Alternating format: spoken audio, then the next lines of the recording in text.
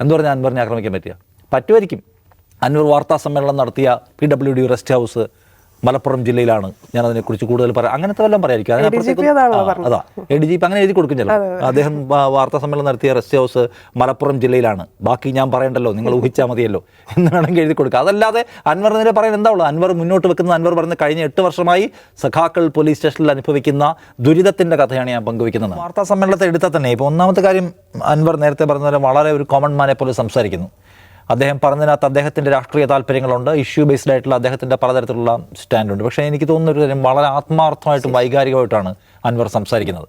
ഞാൻ മുഖ്യമന്ത്രിയെ കാണാൻ പോകുന്നു, മുഖ്യമന്ത്രിയോട് ഞാൻ എൻ്റെ കാര്യങ്ങൾ എൻ്റെ പിതാവിനോടെന്ന പോലെ തുറന്ന് സംസാരിച്ചു, എനിക്ക് അത്രയും ഹോപ്പായിരുന്നു, എൻ്റെ കണ്ണ് നിറഞ്ഞു, കണ്ണ് ചുവന്നുപോയി എന്നൊക്കെ അദ്ദേഹം പറയുന്നത് അങ്ങേയറ്റത്തെ ആത്മാർത്ഥതയോടെയാണ്. അപ്പോൾ താൻ ഉന്നയിക്കുന്ന പ്രശ്നം എന്ന് പറയുന്നത് CPM നേരിടുന്ന ഒരു ഗുരുതരമായ പ്രശ്നമാണ്, അതിലെനിക്കുമുണ്ട് ദുരനുഭവങ്ങൾ എന്ന് പറഞ്ഞുകൊണ്ട് അദ്ദേഹം വിഷയം അവതരിപ്പിക്കുകയാണ്. അത് ഞാൻ വിചാരിക്കുന്നത് കേരളത്തിലെ CPIM പ്രവർത്തകരും ആ വൈകാരിക അതിരേഖത്തോടെ അത് കേൾക്കുന്നതാണ്. കാരണം അവരും കഴിഞ്ഞ 8 വർഷമായി സഫർ ചെയ്യുന്ന ഒരു ഇഷ്യൂവിലാണ് അൻവർ ഇത്ര വികാരാവേശത്തോടെ, വൈഷമ്യത്തോടെ സംസാരിക്കുന്നത് നമ്മൾ കാണുന്നത്. അത് ഒന്നാമത്തെ കാര്യം. ഈ വാർത്താ സമ്മേളനത്തെ എടുത്താൽ ഇതിന് 2 പ്രധാനപ്പെട്ട വശങ്ങളുണ്ടെന്ന് എനിക്ക് തോന്നുന്നു. ഒന്നാമത്തേത് നോക്കൂ, അൻവർ ഈ ഉന്നയിച്ചിട്ടുള്ള ഈ സംസ്ഥാനത്തെ പിണറായി വിജയന് കീഴിലുള്ള പോലീസ് സ്വർണ്ണ മോഷണം നടത്തുന്നു എന്നുള്ള ഗുരുതരമായ പരാതി ഇപ്പോൾ മുഖ്യമന്ത്രിയുടെ മുമ്പിലുണ്ട്. ആ പരാതിയെ പൂർണ്ണാർത്ഥത്തിൽ തള്ളിക്കളയുന്ന വാർത്താ സമ്മേളനമാണ് കഴിഞ്ഞ ദിവസം മുഖ്യമന്ത്രി നടത്തിയത്. ഒരു ഇൻവെസ്റ്റിഗേഷൻ പൂർത്തിയാവുന്നതിന് മുമ്പ് തന്നെ ഈ പരാതി ഉന്നയിച്ചിട്ടുള്ള അൻവർ മലപ്പുറത്തെ സ്വർണ്ണക്കള്ളക്കടത്തുകാരുടെ ഏജന്റാണ് എന്ന സംശയത്തിൻ്റെ ചാപ്പ അടിച്ചു കൊടുത്തു മുഖ്യമന്ത്രി. ഒരു ഇൻവെസ്റ്റിഗേഷൻ ഈസ് ഗോയിങ് ഓൺ, നടന്നുകൊണ്ടിരിക്കുമ്പോഴാണെന്ന് ഓർക്കണം. അതാണ് അൻവറിനെ ഏറ്റവും പ്രകോപിപ്പിച്ചിട്ടുള്ള കാര്യം. കാരണം എന്താണ്? തൃശ്ശൂരിലെ ഒരു സീറ്റ് BJPക്ക് കൊടുത്താൽ ഗുണമുള്ളത് ആരാണോ അവർ നിർദ്ദേശം കൊടുത്തു എന്ന് വിചാരിക്കണം. ആരാണവർ? നിങ്ങൾ നോക്കിക്കോ. മുഖ്യമന്ത്രി പറഞ്ഞ അതേ വാചകം അൻവർ തിരിച്ചു പറയാണ്. ആരാണ് കള്ളക്കടത്തുകാർ? നിങ്ങൾ നോക്കിക്കോ.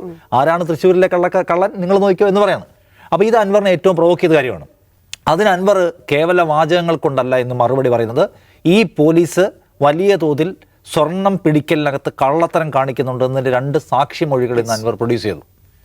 പക്ഷേ മുഖ്യമന്ത്രി ഈ MR അജിത് കുമാർ എഴുതി കൊടുത്ത സ്ക്രിപ്റ്റ് വായിച്ചതുപോലെയല്ല യാഥാർത്ഥ്യം പോലീസിൻ്റെ കീഴിൽ കള്ളത്തരം നടക്കുന്നുണ്ട് എന്ന് പ്രൂവ് ചെയ്യാൻ നടന്ന സംഭവങ്ങളെ മുൻനിർത്തി അതിന് വീഡിയോ എവിഡൻസ് ആണ് ഇന്ന് അൻവർ ഹാജരാക്കിയത്. അവിടെ മുഖ്യമന്ത്രിയെ അങ്ങനെ പൊളിക്കാൻ ഇന്ന് അൻവറിന് പറ്റിയിട്ടുണ്ട്. ഒന്നാമത്തെ കാര്യം. അതുകൊണ്ട് മുഖ്യമന്ത്രി ഡിഫൻസിലാവും അവിടെ.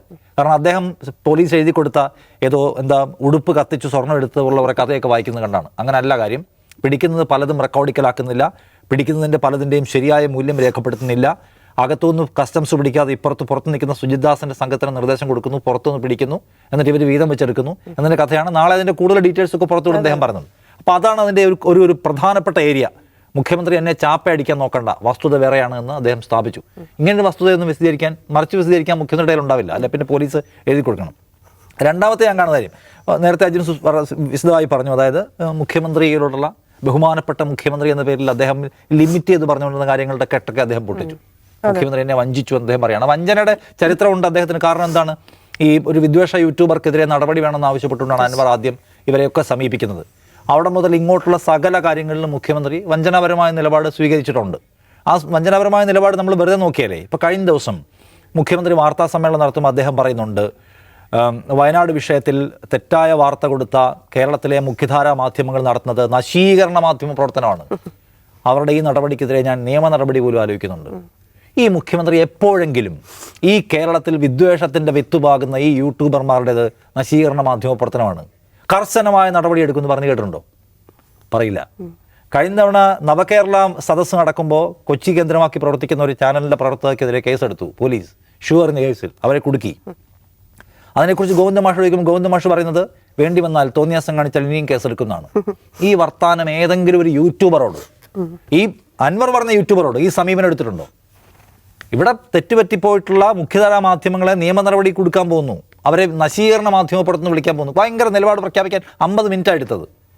എന്നിട്ട് ഈ പറയുന്ന വിദ്വേഷ ചാനലിനെ കുറിച്ച് ചോദിക്കുമ്പോൾ ഞാനത് പരിശോധിച്ചു, പോലീസിൻ്റെ ഭാഗത്ത് തെറ്റൊന്നും കണ്ടില്ല എന്ന് പറയാൻ മുഖ്യമന്ത്രിക്ക്, കമ്മ്യൂണിസ്റ്റ് മുഖ്യമന്ത്രിക്ക് ഒരു മടിയുണ്ടായില്ല. അത് അൻവർ പറയുന്ന വഞ്ചിക്കപ്പെട്ടു എന്ന്. അത് വളരെ സീരിയസ് ആയിട്ടുള്ളൊരു ഫാക്ടറാണ്. ആ വഞ്ചനയെക്കുറിച്ചാണ് അദ്ദേഹം സംസാരിക്കുകയും പറയുമ്പോൾ മുഖ്യമന്ത്രി എന്ന സൂര്യൻ കെട്ടുപോയി, സഖാക്കൾക്ക് അദ്ദേഹത്തിന് വെറുപ്പാണ് പോലുള്ള ഒരു പരിധി കവിഞ്ഞ വർത്താനം പറയുന്നത്. അത് അദ്ദേഹത്തിൻ്റെ പറച്ചിൽ കടന്നുപോയ കാര്യങ്ങളാണ്.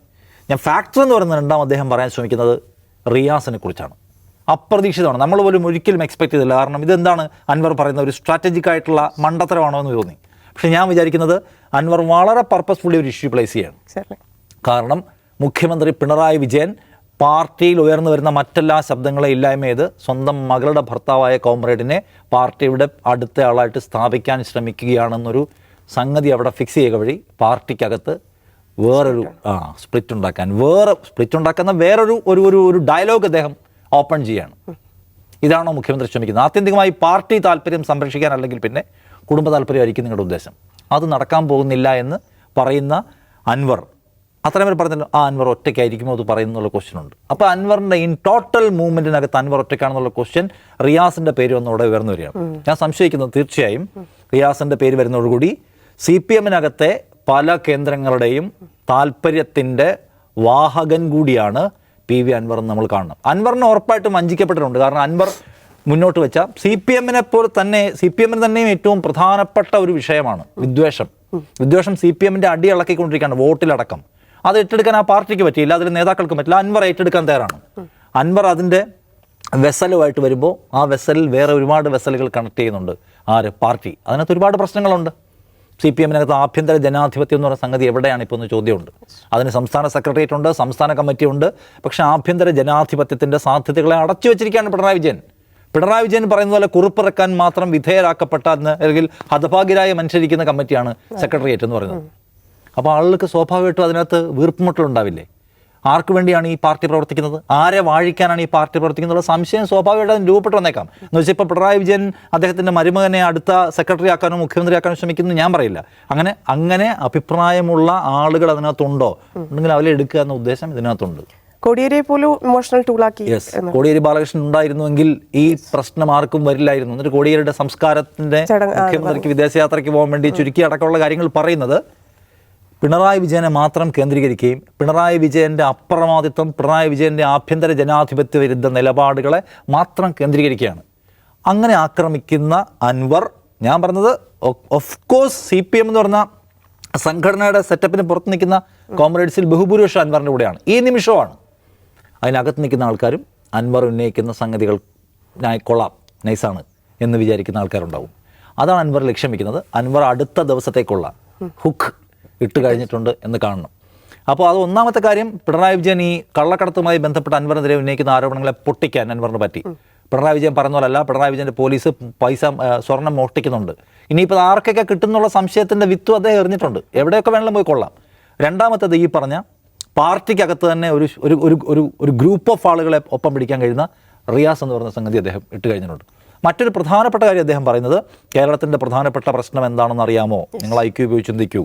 അത് ഈ ഭരണ പ്രതിപക്ഷ നേതാക്കൾ തമ്മിലുള്ള ഐക്യമാണ് എന്ന് പറഞ്ഞാൽ അവരെല്ലാം തേച്ചു മായ്ച്ചു കളയും. അവർക്ക് കോമൺ ഇൻട്രസ്റ്റ് ഉള്ള ഇഷ്യൂസ് ഉണ്ട്. അവരതിനകത്തെല്ലാം പരസ്പരം ഒരു ധാരണയിലാണ് പോകുന്നതെന്ന് അൻവർ ഉന്നയിക്കുന്ന പ്രശ്നവും വളരെ സീരിയസ് ആയിട്ടുള്ള സംഗതിയാണ്.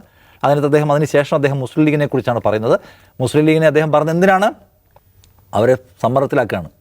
നിങ്ങൾ മയത്തിൽ പോകാൻ ഉദ്ദേശിക്കേണ്ട പിണറായി വിജയനെതിരെ ഞാൻ ഇപ്പുറത്തുണ്ട്, വേണമെങ്കിൽ ഞാൻ ഉന്നയിക്കുന്ന ഇഷ്യൂസിൻ്റെ കൂടെ കൂടിക്കോ എന്ന് മുസ്ലിം ലീഗിലെ PK കുഞ്ഞാലിക്കുട്ടി അടക്കമുള്ള ഒരു മിതവാദികളായ ആൾക്കാരെ സമ്മർദ്ദത്തിലാക്കണം. കാരണം എന്താണ്? ഞാൻ ഈ ഉന്നയിക്കുന്ന വിഷയം ആർക്കൊക്കെ വേണ്ടിയാണ്? ഒന്ന്, പാർട്ടി സഖാക്കൾക്ക് വേണ്ടി.